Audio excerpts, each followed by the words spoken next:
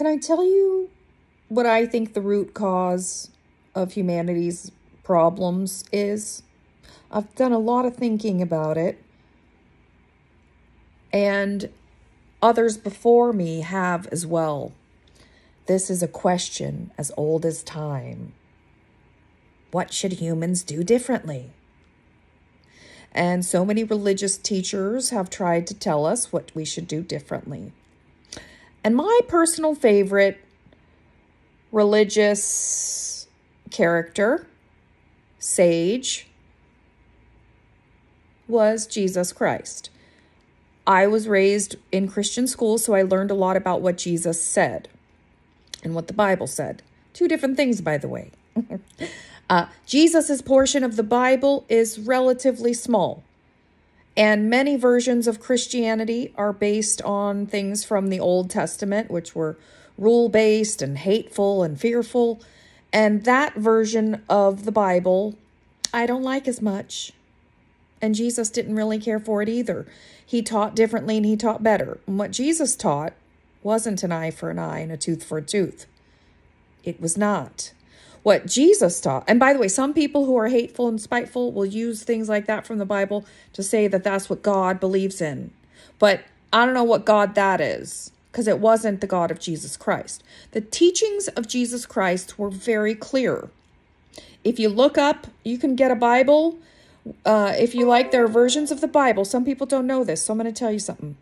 There are versions of the Bible you can buy where the words that Jesus himself said, the direct quotes, are in red font. And you can buy a book, I have it, a book that was just what Jesus said. And if you get that, it's very thin. If you get a whole Bible, it's, it's big. But after preschool to 12th grade of Christian schools and youth group and church on Sundays for many years in my childhood, and having been exposed to different Christian churches and different Christian schools, different traditions, different perspectives, different denominations, different people, different perspectives, I can tell you, no matter what the denomination is, we can all agree on what Jesus stood for because it's right there in the red letters. And what Jesus stood for was very simple at its root, at its base, in its essence. What Jesus stood for was be loving, be kind, treat other people like you'd like to be treated, be forgiving, help other people out. Pay your dues, work, suffer, learn from it. Jesus taught some stuff that should be patently obvious, but we still have not figured out how to do what Jesus said. We haven't.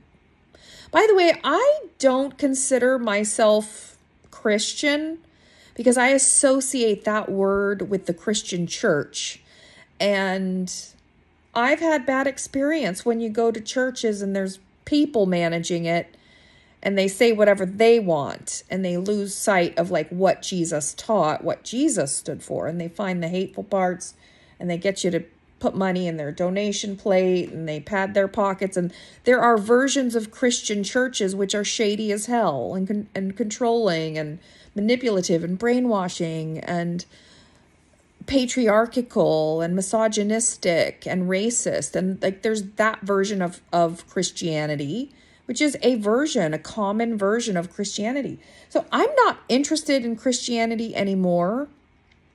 And I haven't gone to church since I was in high school. I was a teenager. It was decades ago. I've gone more than half of my life, well over half of my life, without being a churchgoer or a part of any organized religion that humans, imperfect as they are, do. I care more about what Jesus said and what other benevolent, loving, wise, intelligent thought leaders and religious leaders have also said. And for me, I love Jesus's message because it makes sense to me. If you want to make the world a better place, everyone just be better, kinder people to one another. Be more loving. That fixes so many of our problems if we just cared about each other. And it's like such a simple, obvious solution. But like if that one thing changed, like if we humans began to acknowledge the divinity and humanity and magnificence of one another, and the brokenness and imperfection that we all have in us. Like if we could just accept what we are, and that we're not always going to get along. This is the human condition. Like sometimes we might have to just part ways. But like what's happening in our world now, like a quarter of the countries on the planet almost are in some sort of war or some sort of disagreement. I mean, look what's happening in the Middle East. The country of Israel, the land of Jesus Christ, is ruthlessly murdering children and innocent citizens. And I'm not really, I'm not that involved, but I see what's happening and it's fucked up. If you leave the governments of the world to their devices, they'll do a lot of harm. They will. It's not just the Israeli government, for example. Or, the American government will kill an innocent person. They'll murder them just so they don't have to be embarrassed that they made a bad ruling before. Or like we will legally wrongfully convict people in America. We will mass incarcerate, excessively sentence. We'll put mentally ill people in prisons and jails when they need mental health care treatment. We'll put drug addicts in jail when they need drug treatment and trauma treatment. We'll put poor people in jail rather than giving them job training and financial literacy training, and like actually doing things that would uplift and help them and the rest of us. We have hate baked into so many of our systems. And the solution is simple. Stop being a psychopath. Care about other people. Stop being a sociopath. Stop being a narcissist. Gain some self-awareness. Work on your issues. Heal yourself so you don't keep passing your traumas on to the people around you. That'd be smart. If we want the world to be better, if we want to solve our poly crisis that we're in, it's not only that we need polymath geniuses and AI to figure it out. There's a more fundamental shift that must first occur. And that is we need to fix our hearts. We need to be more loving. We need to be more kind. We need to treat other people like we would like to be treated. Because what is fundamentally broken in our world is that we don't do that. We take advantage, we harm, we traumatize, we victimize, we blame, we steal, we hoard. We do many selfish things which break down our world. And patriarchy has taken over. It's been in charge for a long time and it's completely failing us. We need more feminine energy. It's way unbalanced in our world. And I'm not saying the feminine should take over, okay? I'm just saying it needs to be balanced. And it's been way off track for a long time, and that the war machine and atomic weapons and the culture of business to be so greedy and so psychopathic by nature, like so much, like the financialization of healthcare, the underfunding of education, the overinvestment into policing and incarceration. These things are of the masculine energy. And they're not working for us anymore. It's time to upgrade our thinking. Okay, humanity, it's time to embrace more of the feminine values, caretaking, nurturing, being loving, being kind, being considerate, doing all you can to nurture life. That is what the feminine is about. We create life and we nurture life. I'm almost going to cry. Like, we don't need a war machine anymore. We don't need atomic weapons. What we need to do is care about each other. What we need to do is the simple formula Jesus told us. I'll say it in one sentence. This is what humanity needs to change before we do anything else. Treat other people like you'd like to be treated if you were in their position and if you went through what they went through. Have a little compassion. Once we get the compassion in place, then we can do the strategy. Any strategic plan we come up with for humanity at a global scale to solve the poly crisis, any strategic plan we come up with, we won't even be able to come up with unless we treat each other right. Like, to even agree on a fucking plan.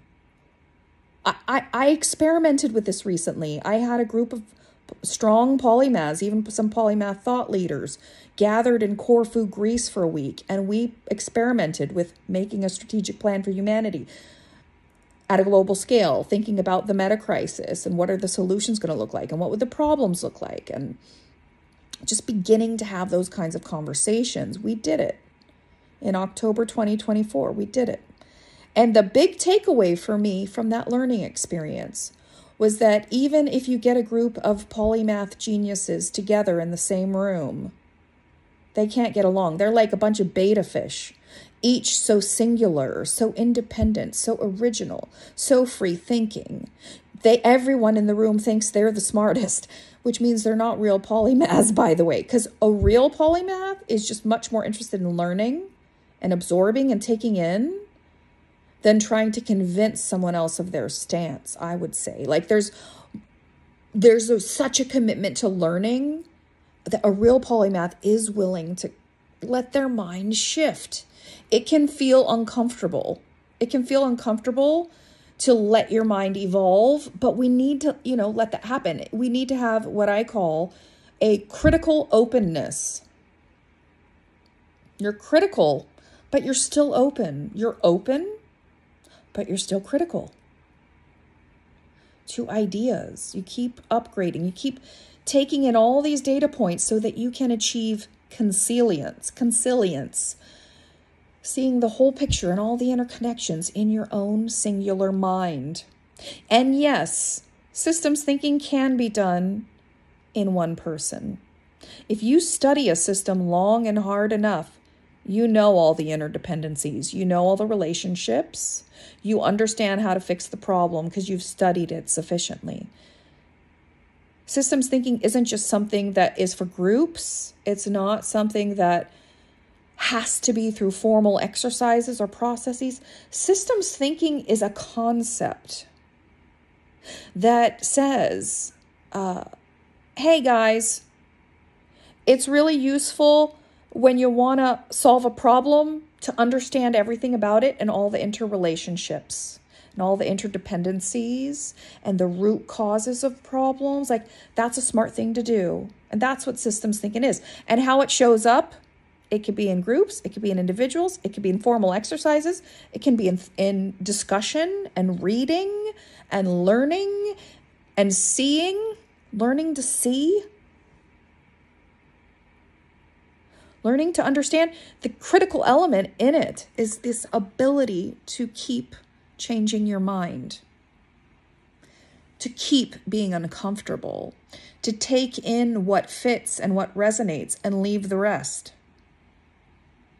But when we get so tied to what we know and what we think we know and what we've learned in the past, and we stop learning the new stuff, when we lean into what we already know and don't also lean in to learning anew, then we get rigid and stuck. We can't really problem solve well. So keep learning, keep growing, keep trying, keep experimenting, and let your thinking evolve as you learn more and more. That's how it should be. All right, bye.